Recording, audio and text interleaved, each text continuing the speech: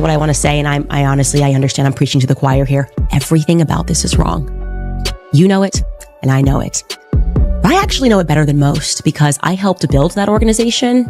And that's why I am almost the perfect person to discern what is normal and what is abnormal in terms. Erika Kirk is a plant. Charlie wrote you letters. I know. Every week? Every Saturday. So he would turn his phone off to honor the Sabbath. He would come in, open the junk drawer. Everyone has a junk drawer. Open the junk drawer, said Shabbat Shalom, put it in there, turn the phone off, slam the door, and he felt so free because he was unreachable. Are you kidding me? Shabbat Shalom. They are rubbing it in our faces at this point. Erika Kirk is a honeypot for sure. I'm sorry, the fact she can say that with a smile on her face shows that she was in on it. Not to mention what Charlie Kirk said in his final days. How about those 12 Israeli phones at the UVU campus that Candace Owens mentioned? Nope, they placed her in. They placed her in to replace Charlie to continue the pro-Zio propaganda. Because otherwise he would have taken everyone at Turning Point with him. Charlie turned their back on them in the final months. Turning Point USA put Ben Shapiro on his show after they took him out, and they're literally all sitting here smiling. Everything that Charlie said in his final days just proved him right. He was betrayed by everybody. Thanks for being with us. Is there an investigation into a wider plot? Sean, thanks so much for having me. And because President Trump and the Attorney General have prioritized resources to this all-important investigation, we're dedicating every asset. This movement, this revival, you thought you could do that by murdering me. You got my body. You didn't get my soul. That's fake. How often do you see a woman who's completely covered in makeup crying and sobbing without a single sliver of mascara just running down her face? It's called a TV cry. That's what she was doing on Fox News with Jesse Waters as she tried to hook viewers in with this emotional story about her love for Charlie and his love for her, as she bizarrely made sure that everyone knew that Charlie had pursued her, but not the other way around. Candace Owens has stirred up social media once again.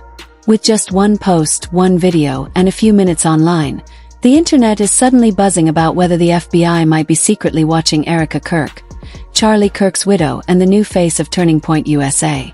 Candace isn't holding back. She suggests there's something suspicious about Charlie's death, something the media seems to be ignoring, and something the federal government might also be keeping quiet about. We're not being told the truth. That's what I'm getting at. We are not being told the sensible truth. Was his phone call to Erika only 10 seconds? Like you just drop that news and keep it moving? Or was he already on the phone with Rob McCoy?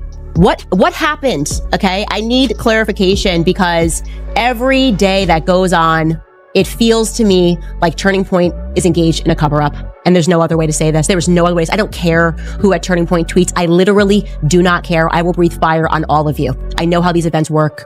Why was this event confirmed so quickly when it was requested so late? Answer these questions. I need answers to these questions to understand what happened on that day.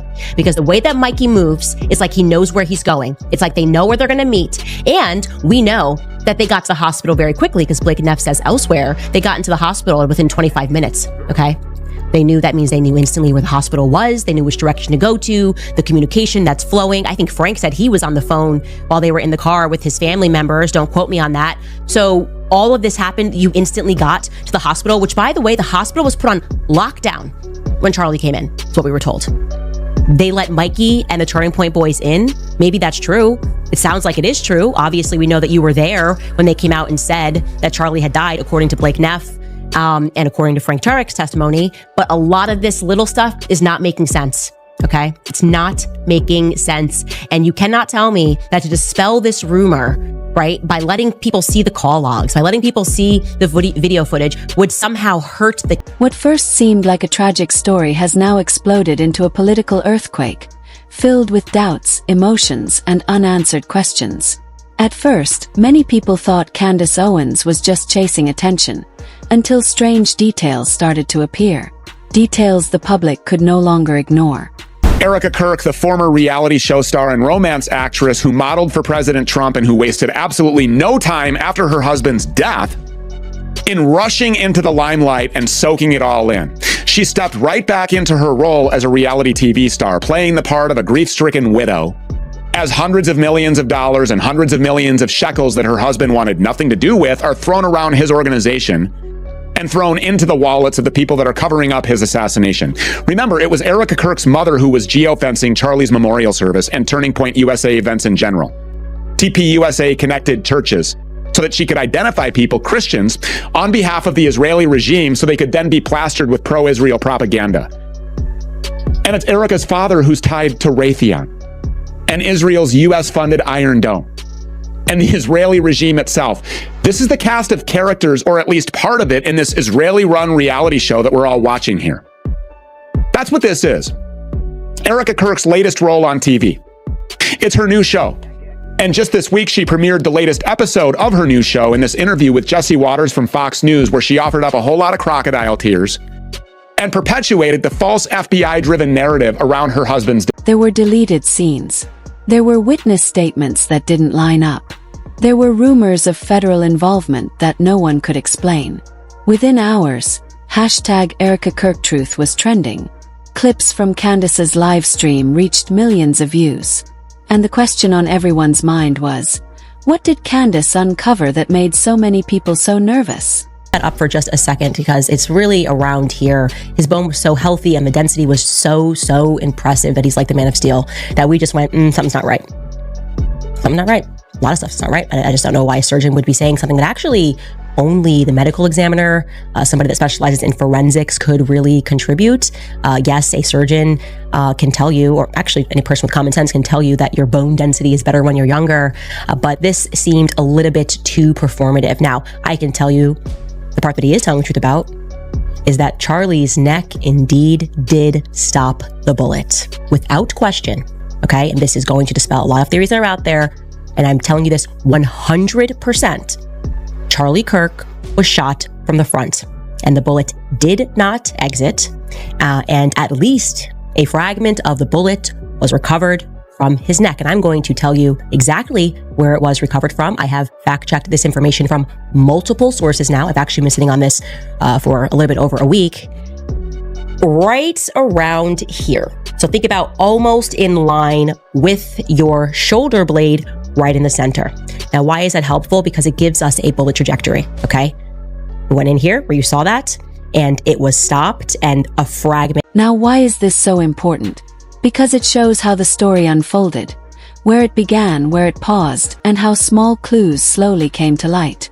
And this is why, in the narrative, many people believe it feels as though federal agencies, not Erika, are the ones giving explanations behind closed doors.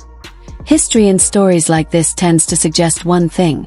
When a figure like Candace Owens starts pulling a thread, powerful characters often get uneasy. And in this storyline, that thread appears to lead straight toward Erika Kirk. Have thought that he was raptured when he died. Why?